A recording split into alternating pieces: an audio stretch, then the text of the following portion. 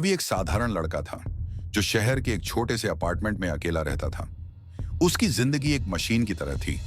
सुबह ऑफिस, शाम घर, रात मोबाइल और हर दिन बढ़ता हुआ अकेलापन। उसके अंदर एक खालीपन था, लेकिन उसने कभी किसी से कुछ नहीं कहा। एक रात बारिश जोरों से हो रही थी। बिजली की कड़क गगन को चीर रही थी और उसकी खिड़कियों से पानी की बूंदें टपक रही थीं। रवि कमरे में अकेला बैठा मोबाइल की स्क्रीन को थककर स्क्रॉल कर रहा था। उसका चेहरा फीका था, आंखों में थकावट और मन में भारीपन। तभी अचानक मोबाइल की स्क्रीन चमकी।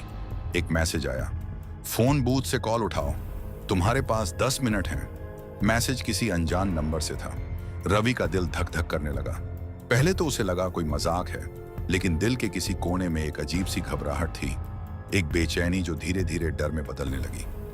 वो खिड़की के पास गया और बाहर झांका।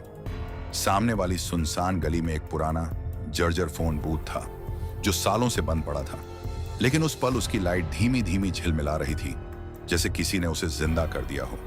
रवि को समझ नहीं आया कि वो क्या कर रहा है, लेकिन उसके कदम खुद ब खुद उसे बूथ की ओर ले गए। बारिश उसकी शर्ट भिगो रही थी, लेकिन उसे परवाह नहीं थी। फोन बूथ के पास पहुंचते ही जैसे ही उसने अंदर कदम रखा, ट्रिंग ट्रिंग फोन जोर से बज उठा। रवि के हाथ कांपने लगे। उसने धीरे से रिसीवर उठाया।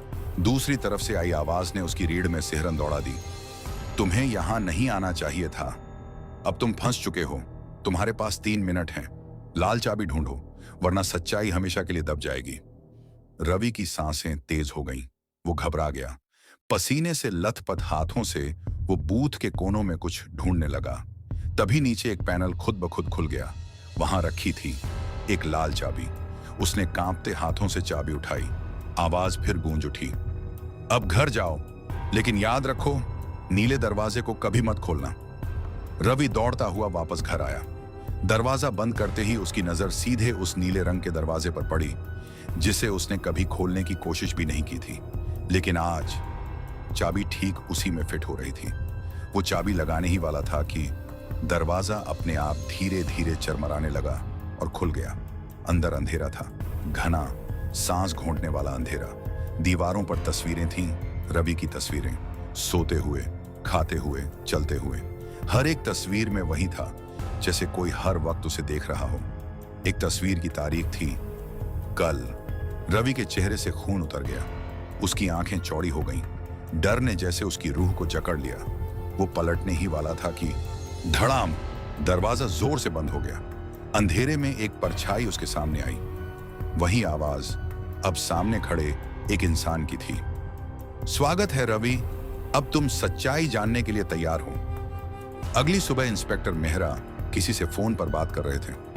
रवि जिस कमरे में मिला वो पूरी तरह बंद था। न खिड़की, न कोई रास्ता और न ही कोई कैमरा।